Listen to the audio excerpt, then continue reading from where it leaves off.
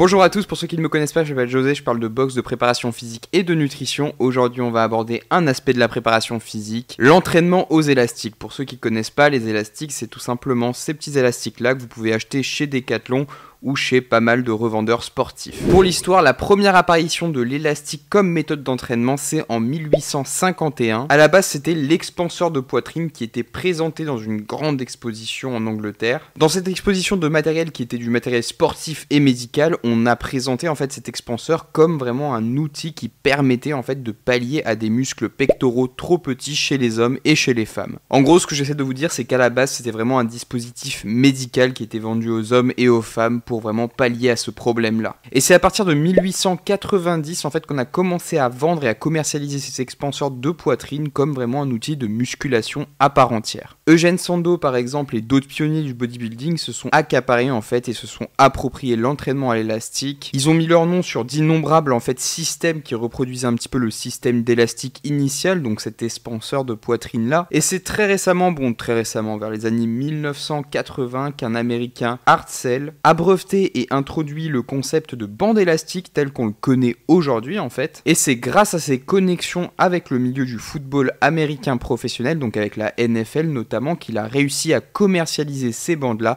et en faire vraiment un succès sur l'aspect commercial. Il a vendu ces bandes-là aux meilleures équipes de football américain et forcément, comme le football américain aux États-Unis, c'est un sport qui est extrêmement médiatisé, il a fait fureur avec ses bandes élastiques. Mais le rapport avec la musculation est arrivé aussi par le biais de sa deuxième passion qui était le powerlifting. Il était passionné de powerlifting et c'est par les liens qu'il tissait en fait avec les autres adeptes de la pratique du powerlifting qu'il a réussi vraiment à intégrer les bandes élastiques dans ce milieu-là qui s'est rapproché évidemment de la musculation. C'est plus précisément grâce à ses liens avec Louis Simmons qui est gérant d'un club qui est connu dans le monde entier je crois de powerlifting qui s'appelle le Westside Barbell, qu'il a vraiment réussi à faire une place à ces bandes élastiques au milieu de la discipline. Car ce club accueillait et accueille encore les powerlifters les plus forts du monde. Simmons, il s'est vraiment approprié des bandes et il a vraiment mis au point sa propre méthode d'entraînement en intégrant les bandes élastiques. C'est le fait de soulever des charges plutôt légères, contrairement à ce qu'on fait d'habitude en powerlifting, mais de manière très explosive et très rapide. La méthode d'entraînement en fait se base vraiment sur un principe mathématique qui est basique. Ce principe, c'est que la force est égale à la masse fois l'accélération. Donc pour produire plus de force, Simmons préconise donc cette méthode dans laquelle on va vraiment activer les fibres musculaires les plus rapides, donc c'est les fibres de type 2. Il nous dit que sa méthode en fait présente 4 avantages majeurs pour les powerlifters, donc c'est l'augmentation du 1RM, donc de la 1 rep max. Deuxième bénéfice, c'est une amélioration de la progression en termes de force. Simmons était vraiment convaincu que ces fibres de type 2 étaient primordiales au moment où vous exercez une force maximale. Concrètement, cette méthode vise à vous faire franchir des paliers de cette manière en fait. Admettons que vous ayez un max au développé couché par exemple de 80 kg. Le fait de vous entraîner en fait à l'effort dynamique va peut-être vous permettre en fait de passer ce palier parce que vous allez être beaucoup plus explosif au moment de repousser la barre. Et peut-être que ce qu'il vous manque vraiment pour progresser en fait, c'est d'activer ces fibres de type 2, ces fibres rapides. Troisième avantage de la méthode en fait, c'est que ça va permettre une amélioration générale de la technique parce que forcément, comme on utilise des charges plus légères, on peut vraiment bien se concentrer sur la technique parce qu'en musculation, vous le savez certainement, en musculation, plus on charge lourd, moins on a une forme qui est propre et plus la technique se dégrade. Là, comme vous utilisez des charges plutôt légères, ce n'est pas forcément le cas. C'est même le contraire puisque vous faites vraiment attention à chaque détail, vous n'êtes pas stressé par la charge et vous poussez mais en conscience même de ce que vous faites. Quatrième avantage, c'est que ça ne cause pas autant de stress métabolique que quand vous utilisez simplement des charges lourdes. Vous récupérez beaucoup plus vite de vos séances et vous pouvez enchaîner beaucoup plus vite. Et là encore, on est sans cette partie élastique, mais Simmons est venu ajouter l'élastique à ça, ce qui permet d'avoir le maximum de résistance en fait au bout du mouvement quand on termine le mouvement, donc l'instant où vous exercez la force maximale, c'est vraiment cet instant où les élastiques sont en tension. Depuis cette époque en fait, l'utilisation de l'élastique et sa popularité n'a fait qu'exploser. Et d'ailleurs on le voit encore aujourd'hui sur son site marchand, il fait des bandes élastiques vraiment son fer de lance. On y trouve toutes sortes de bandes avec toutes sortes de couleurs qui renvoient chacune évidemment entraînement à une résistance différente, plus ou moins élevée. En fait, quand on y regarde bien, les bandes à élastique, elles fonctionnent exactement comme des poids à un détail près. En soulevant des poids libres, on lutte contre la gravité et en s'entraînant avec des élastiques, on résiste contre une tension de l'élastique. Ces bandes vont donc permettre de créer une tension dans n'importe quelle direction en vous laissant libre de travailler chaque muscle sous tous les angles. Donc ça, c'est vraiment un avantage. Concrètement, si on a vu qu'on pouvait augmenter sa force à l'aide des bandes élastiques, est-ce qu'on peut accroître sa masse musculaire avec? Parce que nous le savons, force et hypertrophie sont deux choses qui sont décorrélées. Ce que nous savons en revanche, c'est que la science met en avant 3 facteurs qui permettent la prise de masse. Le premier, c'est une tension intramusculaire, donc c'est vraiment un stress mécanique qui est appliqué sur les muscles, donc ça se traduit par une tension qui est appliquée sur un muscle, et ce qui compte aussi, on a compris que c'était le temps sous tension, donc le temps que l'on maintient en fait cette tension sur un muscle. En résumé, il faut que les muscles subissent une tension importante et que cette tension qui est importante perdure un certain temps pour que la stimulation produise des effets d'adaptation musculaire. Et ce, peu importe en fait que cette tension soit due au poids de corps, à des élastiques, à des charges, quoi que ce soit, une tension qui peut être exercée avec des bouteilles peut avoir un effet hypertrophique car votre corps l'interprète comme une stimulation. Deuxième facteur, c'est le stress métabolique, donc c'est-à-dire le stress physiologique que subissent vos cellules musculaires pendant votre entraînement. Et enfin, troisième facteur, c'est les dommages musculaires, puisque quand vous faites une séance de musculation, vous créez des micro-fissures sur vos muscles, et en fait, ce sont les réparations qui sont apportées à ces micro-fissures, en fait, qui vont construire plus de tissus musculaires. Et pour créer un maximum de micro-fissures sur vos muscles, vous devez être en situation d'hypertrophie musculaire. Hypertrophie égale prise de muscle. Et pour être en hypertrophie, il faut pouvoir appliquer le principe de surcharge progressive aux muscles, c'est-à-dire leur imposer de plus en plus d'intensité de travail, que ce soit par le poids ou par le volume d'entraînement. Cette hypertrophie, elle va pouvoir être induite soit par l'utilisation de charges de plus en plus lourdes, soit par l'intégration de techniques d'intensification, soit par l'augmentation de la difficulté de l'exercice, par l'ajout par exemple de chaînes lestées, ou alors surtout par l'ajout de ces fameuses bandes élastiques. Mais ce qui va vraiment favoriser en fait ce climat d'hypertrophie, à mon avis, c'est le volume d'entraînement. Et on a une étude très intéressante menée par des chercheurs brésiliens qui comparent en fait 3 types de volume d'entraînement, donc de manière hebdomadaire. Les résultats de cette étude montrent clairement qu'en augmentant le volume d'entraînement et en augmentant le nombre de séries hebdomadaires pour un même groupe musculaire, on a une augmentation de l'hypertrophie du type dose-réponse. Donc ça signifie tout simplement en fait qu'un plus gros volume équivaut à une plus grande hypertrophie. Et ça